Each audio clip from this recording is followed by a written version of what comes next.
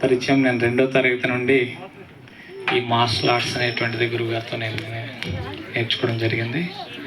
10th వరకు గురువుగారి సాన్నిధ్యంలోనే చదువుతో పాటుగా ఈ మార్షల్ ఆర్ట్స్ అనేది నేర్చుకున్నాను. గురువుగారు నన్ను 8th క్లాస్ నుండే ఒక ఇన్స్ట్రక్టర్గా ప్రమోషన్ ఇస్తూ అప్పటి రోజుల్లో పెదవలస, ఆర్వి నగర్, పెదబెరడ ఆయా ఇన్స్టిట్యూషన్స్ని కంటిన్యూ చేశాను.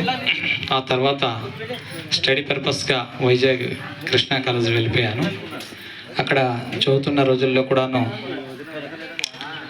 అక్కడ ఎస్టీ బాయ్స్ హాస్టల్లో చదువుతూ అక్కడ కూడాను ఇన్స్టిట్యూషన్ని కంటిన్యూ చేసినప్పుడు నేను అనుకున్నాను, గురువుగారు నేను కొండకొనల్లో నేను చదువుకుంటూ గురువుగారి దగ్గర నేను నేర్చుకున్న రోజుల్లో గురువుగారి దగ్గర నేర్చుకునేటువంటి ఆర్ట్ నేను 9th క్లాస్ 8th క్లాస్ స్టేజ్లో కూడాను నేషనల్ ఇంటర్నేషనల్ మీట్స్లో నేను మరి సార్ ద్వారా స్పారింగ్స్ అని చేయడం జరిగింది. వెపన్స్ అని నేర్చుకున్నాము. గ్రాండ్ మాస్టర్స్ పర్యవేక్షణలో కూడాను నేర్చుకోవడం జరిగింది.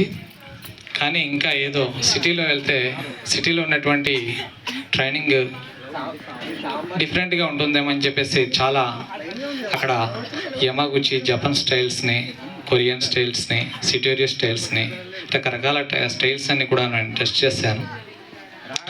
అక్కడ ఉన్నటువంటి sirs black belt 10th don, మరి 6th డాన్, 8th డాన్ ఉన్నటువంటి సార్స్ అందరు కూడాను వాళ్ళు పరీక్షించి చూసేసరికి నిన్ను నేర్పించినటువంటి గురువుని మేము అంటే కొండకొనల్లో ఉండి నన్ను పరీక్షించినప్పుడు స్ప్రింగ్ లాగా నీ ఫిజికల్ స్ట్రెంథనింగ్ చూసినా కాడా లేదంటే దానికి ఆ వంచినటువంటి గురువుని మేము మెచ్చుకోవాలి. అలాంటి కొండకొనల్లో నువ్వు నేర్చుకున్నటువంటి ఆర్ట్ ఇక్కడ సిటీలో ఉన్నటువంటి మా దగ్గర ట్రైనింగ్ అవుతున్నటువంటి పిల్లలు కూడా ఇంత అద్భుతంగా మేము తయారు చేయలేదు. అటువంటి అద్భుతమైనటువంటి కళగా నిన్ను రూపుదాల్చారు. ఆ గురువు చాలా గొప్ప వాళ్ళు అయి ఉంటారు. ఎవరు ఏంటంటే నేను చెప్పడం జరిగింది. దానికి తోడు ఆర్ట్ ఎంత ఇచ్చినా కూడా దానికి ఇంకో 10 రెట్లు క్రమశిక్షణ కూడా గురువుగారు మమ్మల్ని ఆ రకంగా తయారు చేయడం జరిగింది. ఎక్కడికి వెళ్ళినా కూడా చదివే రోజుల్లో కానీ ఎక్కడైనా ప్రయాణం చేస్తున్నటువంటి రోజుల్లో కానీ మేము ఎక్కడున్నా కూడాను గురువుగారు ఇచ్చినటువంటి క్రమశిక్ష తప్పలేదు. అలాగే మా ద్వారా కూడాను నేను అక్కడ ఎప్పుడైతే వాళ్ళు చూసారో ఇమీడియట్లీ ఇక్కడ ఉన్నటువంటి పిల్లలకి 45 క్లాసెస్ 45 ఇన్స్టిట్యూషన్స్ మీకు అప్పచెప్తున్నాము. ఆ ఇన్స్టిట్యూషన్స్ అన్నట్టు కూడా మీరు ఇన్స్ట్రక్టర్గా టీచ్ చేయండి అని చెప్పేసి మీ టీచింగ్ మెథడ్ కూడా చాలా బాగుంది, అద్భుతంగా ఉంది, మిమ్మల్ని తయారు చేసినటువంటి గురువు అంత గొప్ప వాళ్ళని అని చెప్పేసి చెప్పడం జరిగింది. ఆ తర్వాత మరి జాబ్ వచ్చేసింది. డిగ్రీ 2nd ఇయర్లోనే నేను జాబ్ టీచర్గా సెలెక్ట్ అయి ఉన్నాను.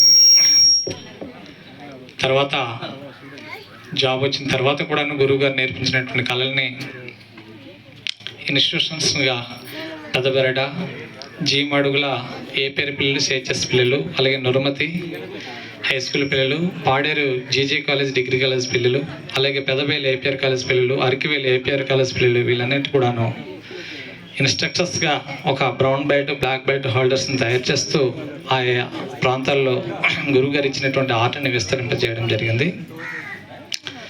ఈ ఆర్ట్ నేర్చుకోవడం వల్లనే మాకు తెలియకుండానే ఒక ఓర్పు, సహనము, ధైర్యము, సాహసము, పట్టుదల, కృషి ఇది కూర్చొని నేర్చుకునేది కాదు. అలాగే ఎంతో శ్రమిస్తే తప్ప ఈ యొక్క ఆర్ట్ని మనం పొందలేము. మరి ఆర్ట్తో పాటుగా మాకు చక్కని క్రమశిక్షణ ఇవ్వడం వలన ఎక్కడికి వెళ్ళినా కూడాను ఒక గుడ్ నేమ్ తప్పితే బ్యాడ్ నేమ్ అనేది లేకుండా ఇప్పటికి కూడాను ఆ దిశగా నడుచుకుంటున్నాం. ఇలాగ ఆర్ట్ నేర్పిస్తూ క్రమశిక్షణ ఇవ్వడంతో పాటుగా తన సొంత బిడ్డ వలె సాకారు ఆయన. శిష్యుడు గురువుకి ఉన్నటువంటి సంబంధంతో పాటుగా ఒక బిడ్డలాగా చూసుకున్నాను నన్ను అయితే. ఎందుకంటే చాలా బాల్య వ్యవస్థలో ఆయనతో సంబంధం అనేది ఏర్పడింది. అలాగే ఎన్నో రకాల ఆపదల నుండి కూడా ఈ ఆర్ట్ నా సెల్ఫ్గా డిఫెన్స్ చేయడమే కాకుండా సొసైటీలో చాలా సందర్భాల్లో ఈ ఆర్ట్ ద్వారా నేను అక్కడ ఉన్నటువంటి సిచ్యువేషన్ని సెక్యూర్ చేయడం జరిగింది. అలాగే మాకు చక్కని ఆరోగ్యం ఇచ్చారు, ఆత్మరక్షణకు సంబంధించినటువంటి సెల్ఫ్ డిఫెన్స్ ఇచ్చారు. ఇలాంటి గురువుగారు ఇవాళ సడన్లీగా, అంటే మేము స్కూల్కి వెళ్ళిపోతున్న సమయంలో సడన్లీగా ఈ వార్త వినేసరికి దిగ్భ్రాంతి గురైపోయి మధ్యలో సెలవు పెట్టి రావడం జరిగింది ఆ రోజు. మరి ఎవరైనా ఏదో రోజు వెళ్ళక తప్పదు, కానీ సార్ని ఒక పొజిషన్లో పెట్టాలని చెప్పేసి గత లాస్ట్ ఇయర్ నుండి అనుకుంటున్నాము. ఈ ఇయర్ కన్ఫర్మ్గా చేద్దామని అనుకున్నాము గురుగారిని. అంటే వారు ఉన్నటువంటి పొజిషన్లో మేము కూడాను వాళ్ళకి ఉన్నతమైనటువంటి శిఖరాలని, అంటే ఆ స్థాయిని అందించి వారు రుణం తీర్చుకోవాలని చెప్పేసి ప్లాన్ చేసుకున్నాము. కానీ ఆ పరిస్థితి మాకు పొందకుండానే గురువుగారు దూరం అవ్వడం జరిగింది. మరి ఇలా దూరమైనందుకు నేనే కాదు, గురువుగారికి ఈ ఏజెన్సీ 11 మండలాల్లో అలాగే పట్టణ ప్రాంతాల్లో అనేక మంది శిష్యులు ఉన్నారు. ఆ శిష్యులందరూ కూడాను ఇవాళ మరి చాలా మానసికమైనటువంటి వేదనకు గురై ఉన్నారు. గురువుగారితో మాకున్నటువంటి అనుబంధం నాలాగా చాలామందిని కూడా తయారు చేశారు. అలాగే వారు ఇన్స్ట్రక్టర్స్ని, మాస్టర్స్ని చాలామందిని తయారు చేసి వారి యొక్క ఆశయాలు ఏవైతే ఉన్నాయో వారు అందించినటువంటి ఆర్ట్ ద్వారా, చక్కని క్రమశిక్షణ ద్వారా సొసైటీకి మరింతగా వారి ఆశయాల్ని పెంపొందించడానికి మేమందరం కూడాను కట్టుబడి కృషి చేస్తామని ఈ ఆత్మీయ సమ్మేళనంలో వారికి మరి విన్నవించుకుంటున్నాం. నెక్స్ట్ ఏంటంటే,